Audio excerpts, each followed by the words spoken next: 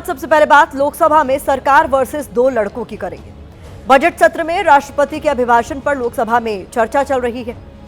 आज नेता प्रतिपक्ष राहुल गांधी को राष्ट्रपति के अभिभाषण पर अपनी बात सदन में रखनी थी। राहुल गांधी जैसे ही दोपहर करीब 1:30 बजे बोलने के लिए खड़े हुए, लोकसभा में हंगामा शुरू हो गया। अगले 40 मिनट तक लोकसभा में हंगामा ही होता रहा। हंगामे की वजह से 3 बजे तक के लिए कार्यवाही को स्थगित करना पड़ा। हंगामे के बीच लोकसभा में जो शब्द गूंजे वो थे किताब, मैगजीन, आर्टिकल, अखबार, नियम, प्रतिष्ठा, परंपरा, वकील, सलाहकार। पूरे 40 मिनट तक बार बार यही शब्द लोकसभा में सुनाई देते रहे और हंगामा शोर चलता रहा। इस हंगामे और शोर के बीच कई संसद सदस्यों का जुबानी टकराव भी हुआ। जैसे लोकसभा में सरकार वर्सेस दो लड़कों का संग्राम दिखा। राहुल गांधी और अखिलेश यादव मिलकर बीजेपी सांसदों से मोर्चा लेते दिखे। लोकसभा में राहुल गांधी वर्सेस केंद्रीय गृह मंत्री अमित शाह में जुबानी जंग दिखी। लोकसभा में राहुल गांधी वर्सेस रक्षा मंत्री राजनाथ सिंह के बीच भी जुबानी तल्खी देखने को मिली। लोकसभा में कांग्रेस सांसद केसी वेणुगोपाल और किरण रिजिजू के बीच भी गर्मा गर्मी वाली बहस हुई। इस बहस और हंगामे के बीच कई दिलचस्प दृश्य भी आज लोकसभा में देखने को मिले। जैसे आर्टिकल निकले, किताबें निकली और जब राहुल को बीजेपी सांसदों ने घेरना शुरू किया तो अखिलेश यादव उनके समर्थन में खड़े हो गए। ये रिपोर्ट देखिए। They were taking a rage. देश के हित में तो मैं समझता हूँ देशभक्ति पर सवाल नहीं उठा है। यदि प्रकाशित हुई है तब तो आप उसका उल्लेख करिए।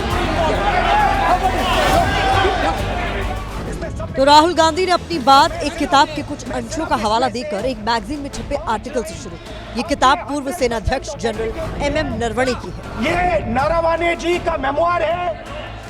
ये किताब अब तक पब्लिश नहीं हुई है। किताब के प्रकाशन पर रोक है। This is about when 4 Chinese tanks were entering Indian territory and the army chief writes, and I quote from an article that is quoting his book. The tanks were within a few hundred meters of Indian positions on the Kailash range. Rahul Gandhi की तरफ से MM Naravane की किताब का उल्लेख करने पर रक्षा मंत्री राजनाथ सिंह ने कड़ी आपत्ति दर्ज कराई।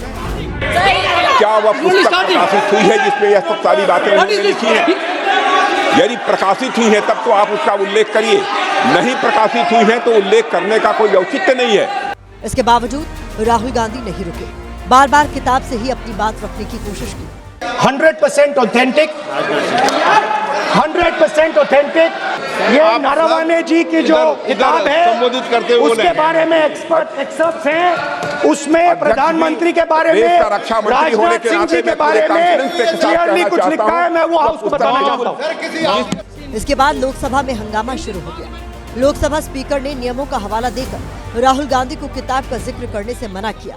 ठीक बात बोल रहे हैं। वो ये बोल रहे हैं कि इस पुस्तक का प्रकाशन हुआ है नहीं हुआ, उसका जवाब दे दें आप। और आप सदन के अंदर उन चीजों को मेंशन नहीं कर सकते। नो, आप खुद वर्षों तक संसद सदस्य रहे। किताबों पर, अखबारों पर, उनकी कटिंग पर यहाँ पर चर्चा नहीं होती। मैं बोलता हूँ सर, आप सदन में विपक्ष के नेता हैं, आप बोले, लेकिन कैरावैन वो विषय को बोलेंगे। राहुल गांधी ने फिर बोलना शुरू किया। फिर किताब से ही बात शुरू की। इस बार केंद्रीय गृह मंत्री अमित शाह ने राहुल गांधी को जवाब दिया। वो मैगजीन की रिपोर्ट है, नरवणे जी ने नहीं कहा। इतना बोल दे, एक बार रिकॉर्ड पर बोले कि नरवणे ने नहीं कहा है। रक्षा मंत्री जी इतना ही कह रहे हैं कि नरवणे जी की पुस्तक को आप रिफर कर रहे हो तो वो प्रकाशित हुई या नहीं हुई, वो स्पष्टता करें। नरवणे की रिपोर्ट नहीं है, नरवणे का पुस्तक नहीं है, इतना स्पष्टता करें। मैगजीन तो कुछ भी लिख सकता है। बीच बीच में कांग्रेस सांसद केसी वेणुगोपाल और चेयर के बीच भी नोकझोंक हुई। वेणुगोपाल जी, सदन में अपनी बात करने का अधिकार है, लेकिन सदन में नियम, प्रक्रिया और परंपराएं भी होती है। ठीक है ना? इस सदन का उपयोग बोलने के लिए कोई नहीं रोक रहा, न मैं रोक रहा हूं, लेकिन सदन नियम, प्रक्रियाओं, परंपराओं से चलता है, इसलिए नियम, प्रक्रिया, परंपराओं से बोले। बार बार सदन में यही रिपीट होता रहा। राहुल गांधी बोलना शुरू करते, किताब का नाम लेते, स्पीकर नियमों का हवाला देते। राजनाथ सिंह राहुल गांधी पर गुमराह करने का आरोप लगाते। इसके बाद अखिलेश यादव खड़े हुए और राहुल गांधी के समर्थन में एक बात कही। अध्यक्ष महोदय, चीन का सवाल बहुत सेंसिटिव है। अगर कोई सुझाव ऐसा है देश के हित में, तो मैं समझता हूं लीडर ऑपोजिशन को पढ़ देना चाहिए। फिर राहुल गांधी ने बोलना शुरू किया।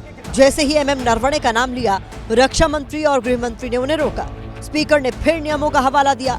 इसके बाद केसी वेणुगोपाल ने रूल बुक निकाल ली और पढ़ना शुरू किया। Shall not read any book, newspaper or letter except in connection with the business of the house. The business of the house, very clearly, Tejasvi Surya very clearly given an allegation against the Congress party. Honorable LOP is trying to reply that allegation. केसी वेणुगोपाल की किताब के जवाब में Lok Sabha speaker ने भी किताब निकाली। इस बीच सदन में एक तस्वीर ऐसी भी दिखी जब बीजेपी के लोकसभा सांसद निशिकांत दुबे रूल बुक लेकर गृह मंत्री अमित शाह के पास गए। 40 मिनट तक लोकसभा में किताब और नियमों के नाम पर हंगामा होता रहा। इस बीच केसी वेणुगोपाल जोर से तालियां बजाकर हंसे।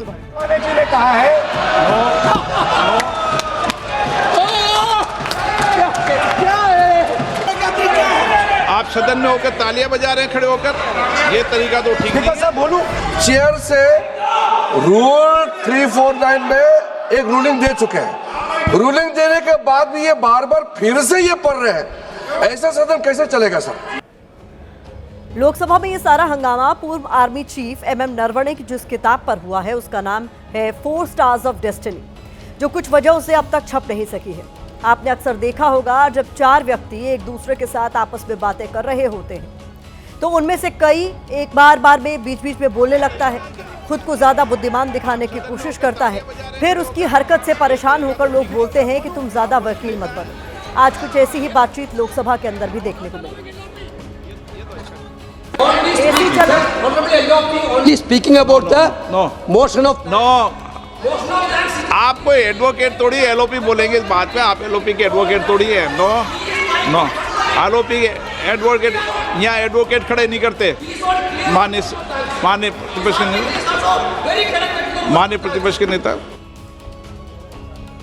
तो लोकसभा में हंगामा चलता रहा। इस दौरान लोकसभा की कार्रवाई कई बार स्थगित हुई। शाम 4 बजे जब हंगामे के बाद सदन दोबारा बैठा तब भी संग्राम शांत नहीं हुआ। आखिर में स्पीकर की चेयर पर बैठे जगदम्बिका पाल ने सदन की कार्यवाही कल सुबह 11 बजे तक के लिए स्थगित कर दी। इसके बाद जो जुबानी जंग लोकसभा के अंदर हो रही थी वो संसद परिसर में सदन के बाहर शुरू हो गई। आर्मी चीफ ने क्या बोला है, मोदी जी ने उनसे क्या कहा, राजनाथ सिंह जी ने उनसे क्या कहा, क्या ऑर्डर दिया, मैं पार्लियामेंट हाउस में बोलना चाहता हूँ। पता नहीं इतने क्यों डरे हुए हैं। राहुल गांधी सुधर नहीं सकता है। मैंने जो देखा है उनको सुधारना हमारे बस की बात नहीं है, लेकिन उनके पार्टी के लोग उनको समझाना चाहिए कि आप सत्ता में नहीं आ पाया, लोगों ने रिजेक्ट किया, इसका मतलब ये नहीं होता कि आप देश के खिलाफ गाली दे के घूमेगा। नेशनल सिक्योरिटी की कोई बात हो और बॉर्डर सिक्योरिटी की बात हो और जिस समय देश के prime minister, defence minister, home minister जिनके हाथों में सब कुछ है वो हैं, तो मैं समझता हूँ लीडर ऑपोजिशन और विपक्ष जो कह रहा था वो बात सामने आनी चाहिए। ये उनके दिमाग का एक सिस्टम फिट हो गया है कि सेना को लेकर सरकार को एम्बैरेस करेंगे और सेना के आत्मविश्वास और सेना की रेपुटेशन दोनों को कॉम्प्रोमाइज करेंगे। और इसके लिए मैं राहुल गांधी की बहुत भर्त्सना करता हूँ। ये मैगजीन में पब्लिश्ड है, एक्सेप्ट है किताब का, तो इसमें तो कोई अनऑथेंटिकेटेड सोर्स नहीं है, वो ऑथेंटिकेट कर लेंगे राहुल जी, तो उसमें प्रॉब्लम क्या है? चीज प्रमाणित नहीं है उसको आप कोट कर रहे हैं। कितना बड़ा ये एक जुर्म है, ये एक संगीन अपराध है, लेकिन उनको कुछ पड़ी नहीं हुई है। वो मतलब ही हैज नो रिस्पेक्ट। तो जो चीजें आपको स्वीकार्य न लगे और सहज करें उसको खारिज कर दें। ऐसे संसदीय लोकतंत्र नहीं, बल्कि मुझको लगता है कि अगर राहुल जी चुपचाप उनको बोलने दिया जाता इतनी बड़ी खबर नहीं बनती। अनुशासनहीनता था, बचकाना था कि जरा जल्दी बता दे कि चाइना से जो अपने फाउंडेशन के नाम पर पैसा लिया था उसी की वकालत कर रहे थे क्या? आइए राजनीति के बाद उस दीपक की बात करते हैं जिसके उजाले से नफरत का बीज बोने वालों के चेहरे बेनकाब हो रहे हैं। कल इसी शो में हमने आपको कोटद्वार के दीपक की खबर दिखाई थी। कैसे दीपक ने गुंडागर्दी कर रहे बजरंग दल के कुछ लोगों से लोहा लिया था। इंसानियत के खातिर दीपक की तरफ से दिखाए गए इस जज्बे की चारों ओर चर्चा हो रही थी। राहुल गांधी और ओवैसी जैसे नेता दीपक को हीरो बता रहे थे। उम्मीद थी कि धामी सरकार भी नफरत का अंधेरा मिटाने चले इस दीपक के साथ खड़ी होगी, लेकिन यहां तो उल्टा ही हो गया। धामी राज की पुलिस का अधर्म देखिए, उसने दीपक के खिलाफ ही दंगा करने का केस दर्ज कर दिया। यहां सवाल यह है कि क्या कहीं से भी धामी पुलिस की यह कार्रवाई जायज है? क्या धार्मिक नफरत फैलाने वालों के खिलाफ इंसानियत के नाते आवाज उठाने की कीमत कानूनी मुकदमेबाजी है? हम आज ये सवाल उत्तराखंड के सीएम पुष्कर सिंह धामी से पूछ रहे हैं। हमारे सिद्ध बाबा है। मेरा नाम मोहम्मद दीपक है भाई। मोहम्मद दीपक है आपका नाम? ना मैं हिंदू हूँ, ना मैं मुसलमान हूँ, ना मैं सिख हूँ, ना मैं ईसाई हूँ। सबसे पहले मैं एक इंसान हूँ। दीपक के जिम में बजरंग बली की तस्वीर लगी है। बजरंग बली के आशीर्वाद से दीपक इंसानियत की लौ को जलाए हुए हैं, लेकिन बजरंग दल के कार्यकर्ताओं को ये पसंद नहीं आ रहा। ये प्रोटीन के डब्बे खा के तेरे दिमाग की तारें हिल गई हैं, इन्हें ठीक करना बजरंग दल अच्छी तरीके से जानता है। तू टारगेट पे है, हमारे टारगेट पे ये बॉडी 2 मिनट में ठीक कर देंगे। 26 जनवरी के दिन कोटद्वार में मुस्लिम बुजुर्ग की दुकान पर बजरंग दल के गुंडों ने धावा बोला था। उस दिन दीपक दीवार बनकर खड़े हो गए थे। विवाद दुकान के नाम में बाबा शब्द को लेकर था। 6-7 लड़के आते हैं बजरंग दल के, और जो बाबा जी की जो शॉप है उस शॉप के बारे में जिक्र करते हैं, बोलते हैं कि ये नाम चेंज करो, ये नाम हमारे धर्म से रिलेटिव है। तो उसके दौरान मैंने उनको बोला कि भैया, मैंने कहा नाम क्यों चेंज करना है, उनके धर्म में भी तो पीर बाबा है। इस तरह करके मैंने उनसे बात करी। मैंने उनको बोला फिर 30-35 साल से उनकी शॉप है, मैंने कहा तुम उस टाइम पर क्यों नहीं आए, अब आ रहे हो? कल बजरंग दल के कार्यकर्ताओं ने कोटद्वार में दीपक के जिम के बाहर हंगामा किया। बजरंग दल के कार्यकर्ता भूल गए कि बजरंग बली तो विनम्रता और दूसरों की रक्षा की बात कहते हैं, लेकिन ये रक्षा करने नहीं, जान लेने आए थे। ऐसा लग रहा है जैसे उत्तराखंड में बजरंग दल के इन गुंडों को मारने, पीटने और नफरत फैलाने का लाइसेंस मिला हुआ है। इन पर धामी सरकार को कार्रवाई करनी चाहिए थी, लेकिन पुलिस की बेशर्मी देखिए, उल्टा दीपक के खिलाफ ही केस दर्ज कर लिया गया। इस विवाद में अब तक कोटद्वार पुलिस ने 2 अलग-अलग मुकदमे दर्ज किए हैं। मुस्लिम दुकानदार वकील अहमद ने बजरंग दल के कार्यकर्ताओं पर मुकदमा दर्ज कराया है। दूसरे पक्ष की शिकायत पर पुलिस ने दीपक के खिलाफ भी मुकदमा दर्ज कर लिया है। दीपक पर बीएनएस की धारा 191(2) लगाई गई है, जो दंगे को परिभाषित करती है। नहीं, वहाँ पर एक्चुअली में दोनों पक्षों के बीच में जो भी धक्का मुक्की या जो इस तरह से वाद विवाद हुआ, तो दोनों पक्षों का ही जो है एप्लीकेशन आया था, तो उसमें जांच उपरांत जो है जो भी धाराएं बन रही थी उसके हिसाब से हुआ है। यानी जिसने हंगामा किया, जिसने अपशब्द कहे, जिसने मारने की धमकी दी, उन पर कुछ नहीं, उल्टा दीपक पर दंगे की धारा लगाकर इतिश्री कर ली गई। धामी जी, ये सब आपके राज्य में हो रहा, आपकी पुलिस की शरण में हो रहा है, और आप चुप्पी साधे बैठे हैं जैसे कुछ हुआ ही ना हो। उत्तराखंड की पुलिस की नाइंसाफी पर दीपक की इंसानियत बहुत भारी है, तभी तो दीपक को देश भर से समर्थन मिल रहा है। देश की बॉडी बिल्डर और जिम ट्रेनरों ने उन्हें समर्थन देते हुए कहा है कि जब बुलाएंगे दीपक के लिए खड़े हो जाएंगे।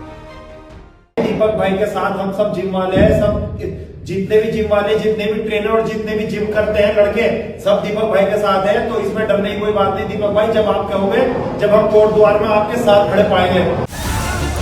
देवभूमि में बह रही इस नफरती धारा में बजरंग दल के कार्यकर्ता बार बार डुबकी लगा रहे हैं, लेकिन दीपक के साहस के आगे उनके हौसले पस्त पड़ रहे हैं, क्योंकि दीपक के लिए समर्थन की बाढ़ आई हुई है। मैं प्रशासन से अपील करूंगा, वहां के माननीय एसएसपी साहब से, कि दीपक भाई जैसे लोग इंसानियत के नंबरदार हैं, उसकी सुरक्षा को यकीनी बनाया जाए, उसको सिक्योरिटी दी जाए, क्योंकि उन्होंने एक अच्छा काम किया है। दीपक के नाम में ही नहीं, दीपक की बातों में भी इंसानियत की रोशनी है। वो न हिंदू है न मुसलमान, वो सबसे पहले इंसान है। क्योंकि मरने के बाद मुझे जवाब भगवान को देना है, इंसानियत को देना है, ना कि किसी धर्म को देना है। बीते कुछ वक्त से देवभूमि में धार्मिक नफरत फैलाने का एक ट्रेंड सा शुरू हो गया है। कभी हिंदू मुसलमान के नाम पर और कभी पहचान पर लोगों को मारा जा रहा है। धमकाया जा रहा है, डराया जा रहा है। तो आपने ऐसे कई उदाहरण हाल फिलहाल देखे होंगे, जैसे कभी उत्तराखंड के 50 से ज्यादा मंदिरों में गैर हिंदुओं की एंट्री पर बैन की बात कही जाती है। कभी शॉल बेचने वाले जो कश्मीरी हैं उनके साथ मारपीट होती है, उनकी पहचान को लेकर तमाम तरह के सवाल पूछे जाते हैं, उनका धर्म पूछकर उन्हें पीटा जाता है। कभी उपद्रवियों की जो भीड़ है वो बाबा बुल्ले शाह की मजार पर जाती है और तोड़फोड़ कर देती है। यही नहीं, सीएम धामी के शासन में पूर्वोत्तर के छात्र की नस्लभेदी टिप्पणियों के बाद हत्या तक कर दी जाती है। हैरानी इस बात की है कि दीपक जैसा कोई आम आदमी नफरत फैलाने वाले अराजक तत्वों के खिलाफ हिम्मत दिखाता है तो उसे भी कानूनी धाराओं में फंसा दिया जाता है। दीपक ने बजरंग दल के नफरती कार्यकर्ताओं के सामने अपनी बात रखी थी, भाईचारे की बात कही थी, लेकिन बजरंग दल के कार्यकर्ताओं को यह समझ नहीं आया। ऐसा लग रहा है जैसे हिंदूवादी संगठन के कार्यकर्ता भगवान से भी धोखा कर रहे हैं। आज हमने इस पर एक चार्ट तैयार किया है जो बताता है कि हनुमान जी क्या प्रेरणा देते हैं, लेकिन बजरंग दल के कार्यकर्ता कर क्या रहे हैं। देखिए, हनुमान जी इंसानियत की निस्वार्थ सेवा, अटूट भक्ति और साहस की प्रेरणा देते हैं, लेकिन बजरंग दल के कार्यकर्ता कोटद्वार में मारने और तोड़ने की बात कह रहे हैं। हनुमान जी से स्वार्थ से ऊपर उठकर दूसरों की मदद करने की प्रेरणा मिलती है, लेकिन कोटद्वार में बजरंग दल के लोग समाज में जहर घोलने का काम कर रहे हैं। हनुमान जी शक्ति के प्रयोग से धर्म और दूसरों की रक्षा करने की प्रेरणा देते हैं, लेकिन बजरंग दल के कार्यकर्ता अपनी शक्ति का प्रयोग एक धर्म को टारगेट करने के लिए कर रहे हैं। सवाल तो उत्तराखंड पुलिस पर भी है, जिसकी आंखों के सामने सरेआम गुंडागर्दी हुई, अपशब्द कहे गए, लेकिन उत्तराखंड की पुलिस आंख मूंदे बैठी रही, जिस पर अब सियासी तूफान ने जोर पकड़ लिया है। मेरा नाम मोहम्मद दीपक है भाई। अगर इस तरह के दीपक कुमार के नाम के हमारे हिंदू नौजवान आगे आ जाएंगे तो इस मुल्क से बीजेपी आरएसएस की हुकूमत खत्म हो जाए। उत्तराखंड की पुलिस उनको ऐसा देख रही है कि जैसा उनके दीवान खाने में बैठकर करी पफ खा रहे हैं। सबसे पहले मैं एक इंसान हूँ। कानून व्यवस्था को जो बिगाड़ने का काम करेगा उसके खिलाफ एफआईआर भी होगी और कानूनी कार्रवाई। टारगेट पे नफरतियों को और बढ़ावा देने का है। ये सरकार ये चाहती है कि समाज बटा रहे। दीपक ने राष्ट्र की बात की है, दीपक ने भाईचारे की बात की है, दीपक ने हिंदुस्तान के अंदर हिंदुस्तानी संस्कृति को बढ़ावे की बात की है, उसका सम्मान होना चाहिए। मेरा नाम मोहम्मद दीपक है भाई। मोहम्मद दीपक है आपका नाम। ऐसा लग रहा है जैसे उत्तराखंड में एक विशेष धर्म को टारगेट करने का ट्रेंड चल पड़ा है। उत्तराखंड में मुसलमानों के खिलाफ हिंसा पर Association for Protection of Civil Rights यानी एपीसीआर ने हाल ही में एक फैक्ट फाइंडिंग रिपोर्ट जारी की, जिसमें बताया गया है कि साल 2023 के अंत से उत्तराखंड में मुस्लिमों के खिलाफ टारगेटेड हिंसा का पैटर्न बना है। उत्तरकाशी, हरिद्वार, नैनीताल, देहरादून, हल्द्वानी, उधम सिंह नगर, वन गुज्जर इलाके में मुसलमानों पर हमले हुए हैं। मुसलमानों की दुकानों, घरों पर हमला, आगजनी, पत्थरबाजी, धार्मिक स्थलों पर तोड़फोड़ की घटनाएं बढ़ी हैं। रिपोर्ट पे पुलिस पर भेदभावपूर्ण कार्रवाई जैसे एफआईआर में देरी या एक तरफा कार्रवाई जैसे आरोप लगाए गए। इस रिपोर्ट में लिखी बातें धामी सरकार और उत्तराखंड पुलिस पर गंभीर सवाल उठा रही हैं। अब आगे 14 फरवरी भी आ रही है, यानी वैलेंटाइंस डे। इस दिन हिंदूवादी संगठनों के कार्यकर्ताओं की गुंडागर्दी चरम पर होती है, तो जरूरी है कि राज्य सरकारें इनके खिलाफ सख्त कदम उठाते हुए इनकी गुंडागर्दी पर लगाम लगाए। वैसे दीपक के साथ धामी सरकार की पुलिस जो कर रही है, इसी सब के डर से कई बार अच्छा आदमी किसी जरूरतमंद की मदद करने से कतराता है, डरता है, क्योंकि मदद करने वाला आदमी आखिर में अकेला पड़ जाता है। इसी पर मशहूर शायर निदा फाजली ने लिखा है, उसके दुश्मन है बहुत, आदमी अच्छा होगा, वो भी मेरी ही तरह शहर में तन्हा होगा। अब रुख हम अपनी तीसरी खबर का करने जा रहे हैं। यह खबर लखनऊ से है, जहां 69,000 शिक्षक भर्ती में आरक्षित वर्ग के अभ्यर्थियों ने आज योगी सरकार के खिलाफ मोर्चा खोला। अभ्यर्थियों ने डिप्टी सीएम केशव प्रसाद मौर्य के आवास को घेरने की कोशिश की। हालांकि पुलिस ने उन्हें पहले ही रोक लिया। ओबीसी, एससी, एसटी वर्ग के ये अभ्यर्थी योगी सरकार से नाराज हैं। इनका आरोप है कि सरकार सुप्रीम कोर्ट में उनका पक्ष सही ढंग से नहीं रख रही। इस मामले में 4 फरवरी को सुप्रीम कोर्ट में सुनवाई।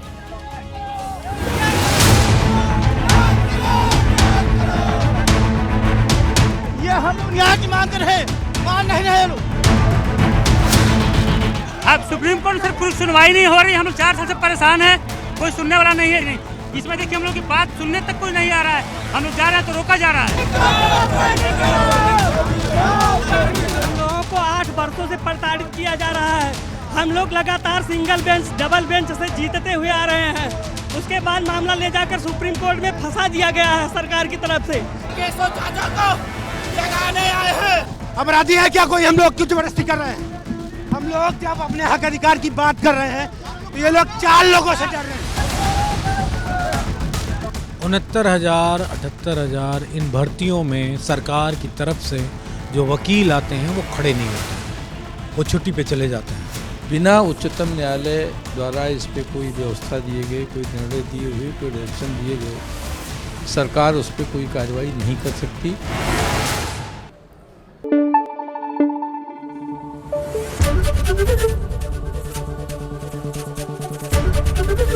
ABP न्यूज आपको रखे आगे।